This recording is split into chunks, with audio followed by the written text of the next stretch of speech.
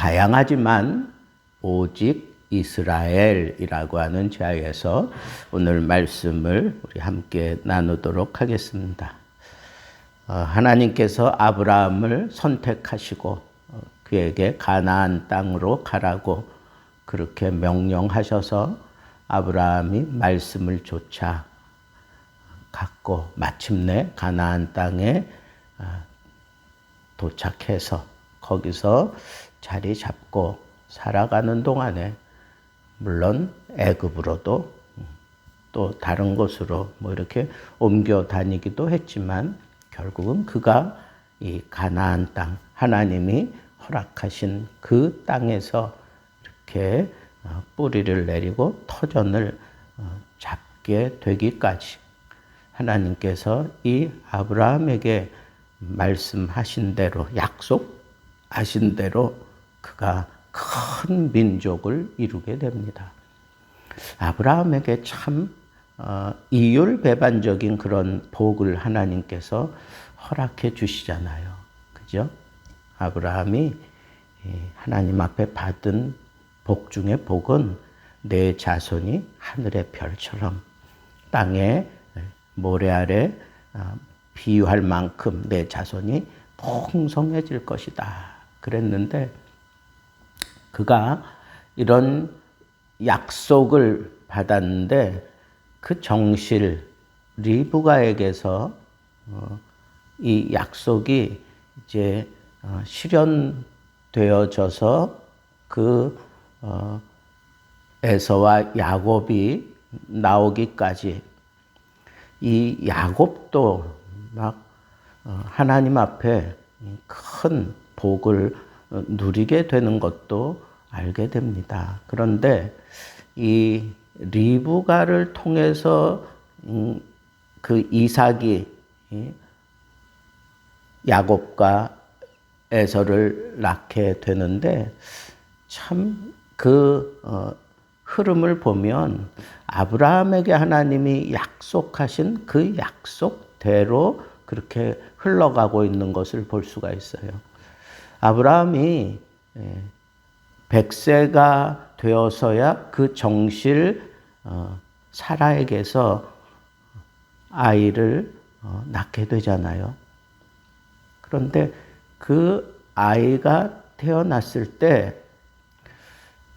이미 그에게는 다른 부인을 통해서 난 이스마엘이 13년 터울을 가지고 이미 태어났어요. 그리고 아브라함의 나이 100세가 되어서 하나님께서 또 약속하잖아요. 내 씨는 오직 너의 정실 부인인 사라를 통하여 태어난 그 자식이다 라고 하는 것을 거듭 반복시키면서 마침내 사라가 아이를 얻게 되는데 그의 이름이 이삭입니다. 100세에 아들을 낳는다. 사라의 나이도 90세예요.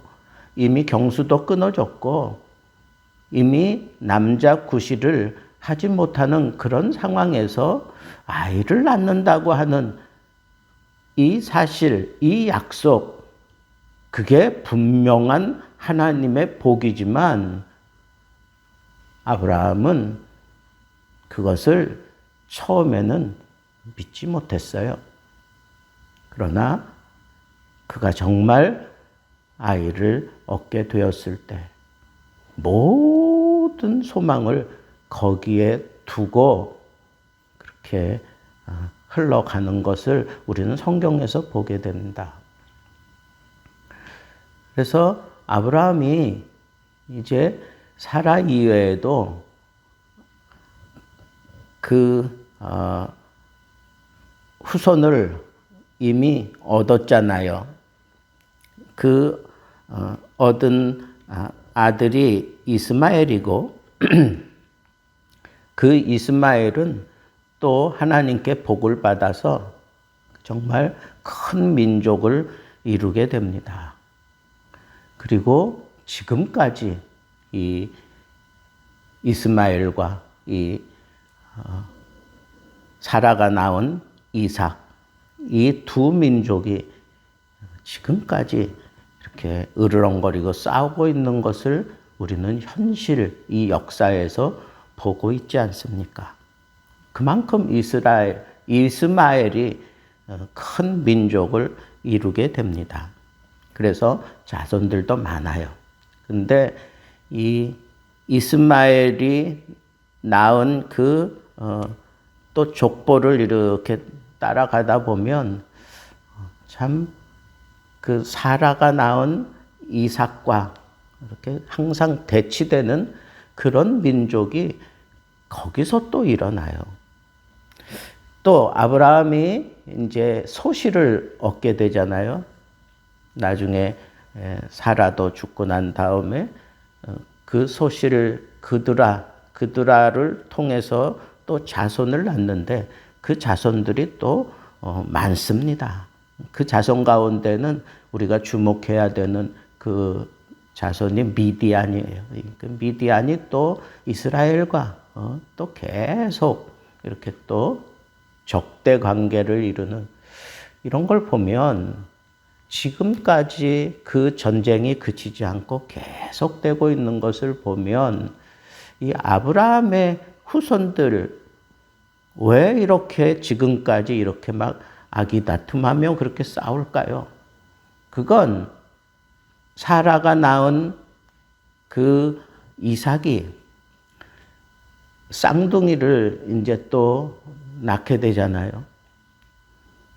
그 쌍둥이 이름이 에서와 야곱입니다. 근데 에서가 먼저 태어났으니까 마땅히 형이죠. 그런데 이 야곱이 성경에는 마치 에서에게서 그 장자권을 팥죽을 사가지고 빼앗은 것 같은 야비한 그런 모습으로 야곱을 비추고 있지만 성경 전체의 흐름은 하나님의 약속은 이 정실이 낳은 아들 가운데 특별히 하나님의 언약을 따라 그 축복권이 흐르고 있다고 하는 이 사실을 우리는 이 성경에서 보게 되는 겁니다.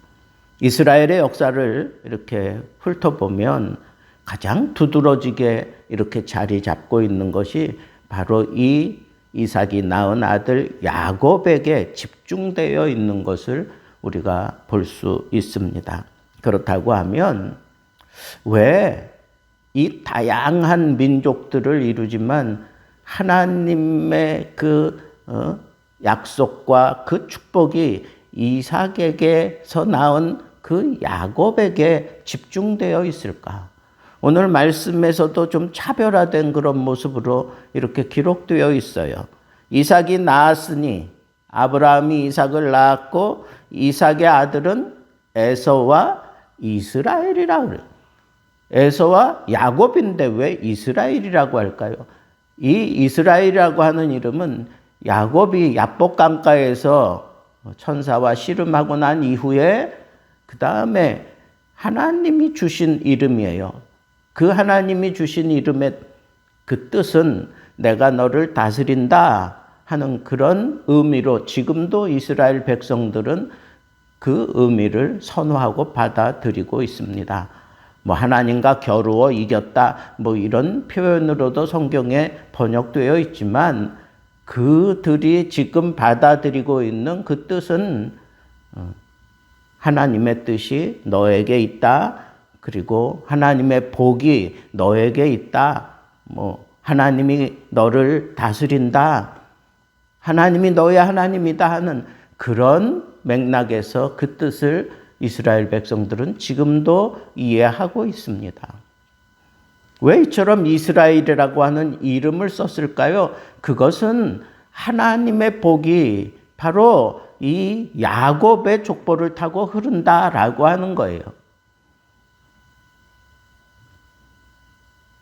야곱, 이 야곱이 낳은 12 아들 가운데에서도 또 그 뜻은 이제 유다를 통해서 태어날 그 예수 그리스도를 바라보고 있는데 이 씨 논쟁이 일어나게 되는데 그 씨는 바로 단수로 되어 있고 그 씨는 바로 예수 그리스도를 예표하는 거라고 바울이 그렇게 또 풀어내고 있는 것을 우리는 신약에서 볼 수 있습니다.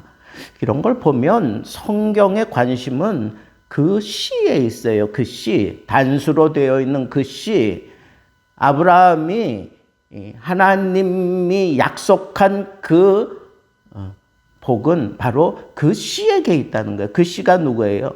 정실의 아들인 이삭이란 말이에요. 또 이삭이 낳은 에서와 야곱이 있는데 그 중에서도 이 야곱에게 그 씨의 흐름이 이어 내려오고 있다고 하는 것을 우리는 알 수가 있습니다. 그렇다고 하면 하나님의 복이 하나님의 그 백성들을 통해서 흘러내려가고 있지만 어디에 집중되고 있느냐? 그건 바로 그 씨에 집중되고 있다고 하는 거예요. 그 씨는 바울이 풀어낸 대로 예수 그리스도입니다. 그러니까 예수 그리스도의 그 족보를 이어가는 그런 백성들이 하나님이 언약한 복을 받아 누린다는 거예요. 보세요. 아브라함이 100세까지 정실을 통해서 아이를 못 낳고 있는데 하나님이 아브라함에게 복을 주시는데 큰 복을 약속했는데 하늘의 별처럼 바닷가의 모래처럼 이 무수한 그런 자손에 대한 복을 주시는데 그 복을 그 씨를 태어나고 난 다음에 계속해서 그 자손들이 계속해서 번성해 가고 있는 것을 볼 수 있어요. 사라가 죽고 난 이후에도 그드라를 통해서 계속해서 또 자손들을 이렇게 생산해내고 있는 것을 보면 참 하나님의 복이 이게 정말 대단하다. 하나님의 복은 거침이 없구나. 막히는 것도 없구나. 한번 뚫고 나면 막 그냥 줄줄이 그냥 막 물이 새어 나오듯이 쏟아져 나올 정도로 차고 흔들어 넘치는 복이 하나님의 복이구나. 하나님의 언약은 반드시 이렇게 이루어지고야 마는 거구나 라고 하는 이 사실을 우리는 알 수가 있습니다. 그 하나님의 복을 이어가는 사람이 누구냐? 그 씨의 족보를 이어가는 사람들인데 예수 그리스도로 말미암아 새롭게 형성된 그리스도의 족보를 따라 우리가 하나님의 백성이 되고 하나님의 시민권이 되는 그러한 은혜가 바로 이 족보를 통해서 우리는 환하게 들여다볼 수 있는 그런 영안이 열려져야 한다는 거예요. 그 시의 믿음을 따라 선택된 그 사람들에게는 장자권이 있어요. 장자권이 있습니다. 야곱이 그 장자를 쟁취했던 것처럼 하나님의 복을 마땅히 받아야 되는 이스라엘, 영적인 이스라엘은 바로 이 장자권을 내가 하나님 앞에 받았다라고 하는 이 믿음을 가지고 내가 장자로서 하나님의 뜻이 나에게 있고 하나님이 나를 책임져 주고 하나님의 모든 유산이 나에게 있다라고 하는 이 분명한 믿음을 가지고 우리가 살아가야 된다라고 하는 거예요.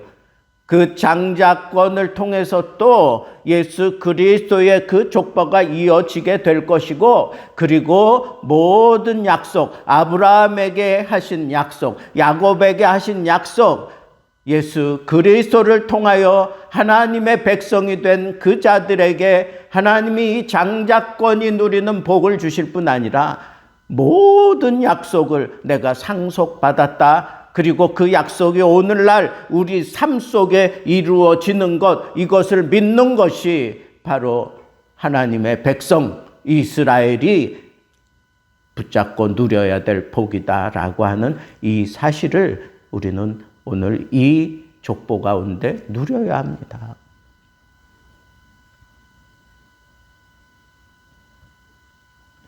이 장부터 8장에 이르기까지 이제 이 이스라엘의 족보가, 이스라엘에 관한 얘기가 계속 이어져요. 이스마엘, 에서의 후손들은 이제 1장 끝으로 그냥 마감됩니다. 그런데 2장부터 8장에 이르기까지 계속해서 이 야곱의 후손들의 얘기가 쫙, 이것만 봐도 하나님의 뜻이 누구에게 있는지, 하나님의 그 복이 누구에게 있는지, 하나님의 그 장자권이 누구를 타고 흐르고 있는지 우리는 분량적으로도 쉽게 이해할 수 있지만, 하나님의 그 복은 현실에서 내가 누려야 될 복이에요.